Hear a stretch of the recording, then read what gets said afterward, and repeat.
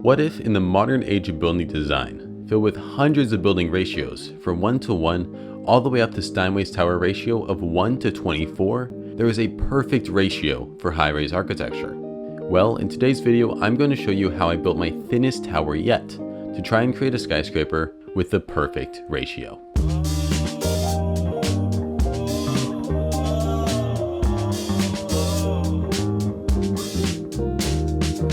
So what is a ratio? In this context, a ratio is a building's base width compared to its height. This means that a building with a base of 10 blocks and a height of 50 blocks has a ratio of 1 to 5. Now, ever since the year 1509, when Italian mathematician Luca Pacioli published the book De Divina Proporzione, mathematicians called the ratio of 1.618 the golden ratio. However, the definition of a skyscraper generally falls under set conditions. The most important condition for us is that the building must have 40 or more stories, or around 400 feet of vertical height. That means that in order to have a skyscraper with the golden ratio, we would also need a width of around 247 feet. Convert that to meters and then blocks. That would mean our building would be 221 blocks tall and 75 blocks long. And this is what it looks like. So instead, we're going to be using a more realistic and popular ratio of high-rise architecture of 1 to 10 to 1 to 12, often known as the slenderness ratio. Now that we know what ratio we're going to use, let's get designing. The first thing to look at is the plot. And this plot is very weird, but that just means it'll be more fun to design. So I got to doing exactly that with the shape for the tower. Now it would be able to reach that 1 to 12 ratio easily with this design. However, I doubt it could fit an apartment along with 2 staircases and an elevator. So because of that, I added this rectangle to the side connecting to it, which would hold the staircases, elevator, and entry space.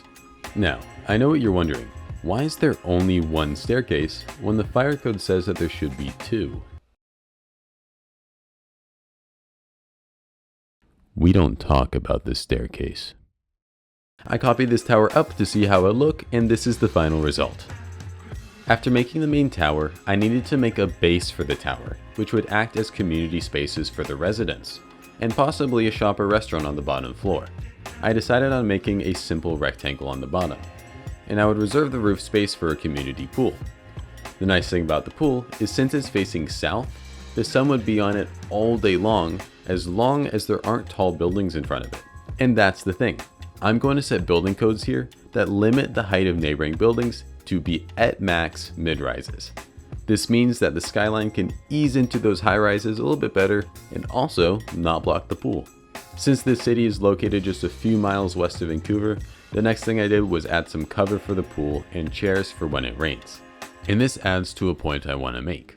When first designing your Minecraft city or theorizing it, make sure you know the general location of your city, because this tells you 3 very important things. The first, most important thing is the style of architecture in the region. Because my city is in the Vancouver area, I'm trying to build lots of point towers, since those are very common. And I'm also using kilometers per hour instead of those filthy freedom units. I'm not sorry. The second thing you get from this is the climate, which I'm using here since it rains a lot in Vancouver.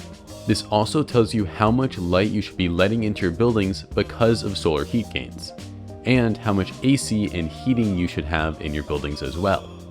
The third, and very much not the least, is that it tells you what building codes you need to abide by. This is not essential when building a Minecraft city, but if you want that extreme realism, you should look at the country's building codes that you're building in. Now, you probably noticed that these blocks don't look very vanilla.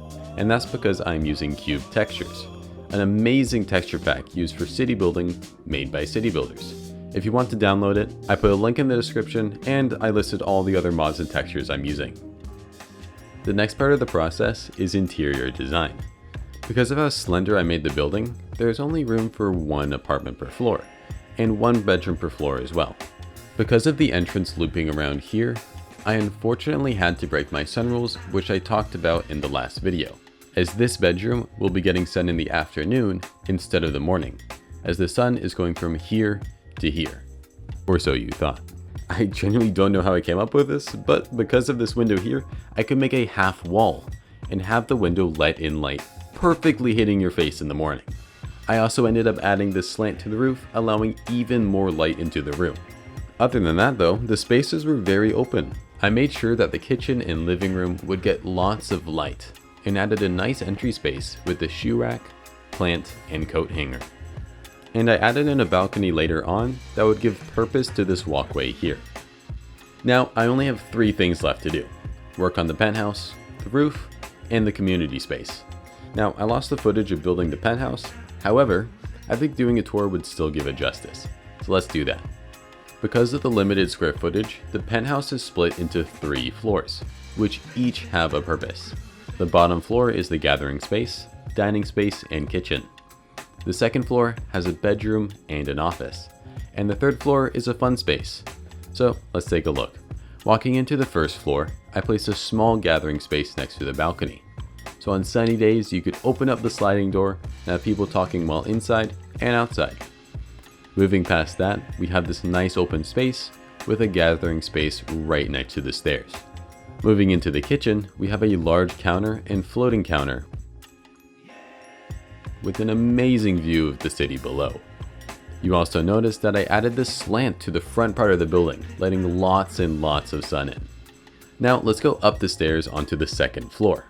Walking straight forward, we go into the bathroom, which starts off with a large closet, which lets in a lot of light.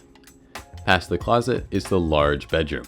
This bedroom has the same slanted roof as the floors below, also having a massive TV to watch your favorite sports teams on.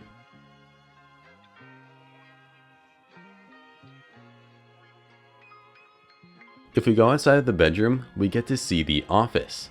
This circular office gets a lot of light all day long, leaving everyone you're on a Zoom call with thoroughly impressed. This floor also has a lot of balconies, which work as great places to relax. If we go up one more floor, we get to the fun space.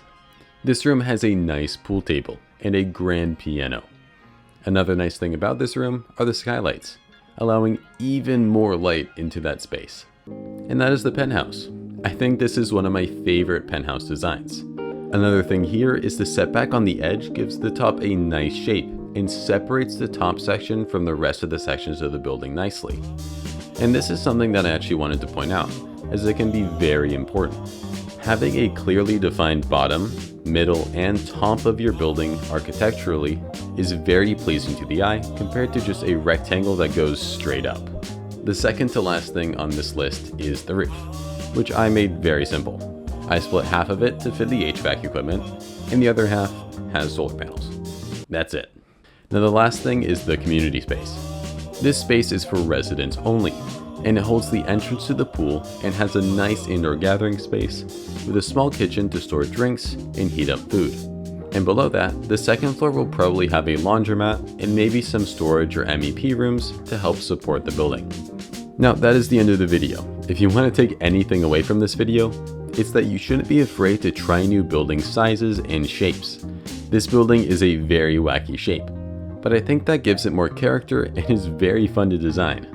Other than that, make sure to keep those kitchens and bedrooms in the sun in the morning.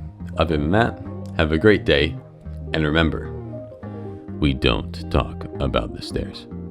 Okay, bye.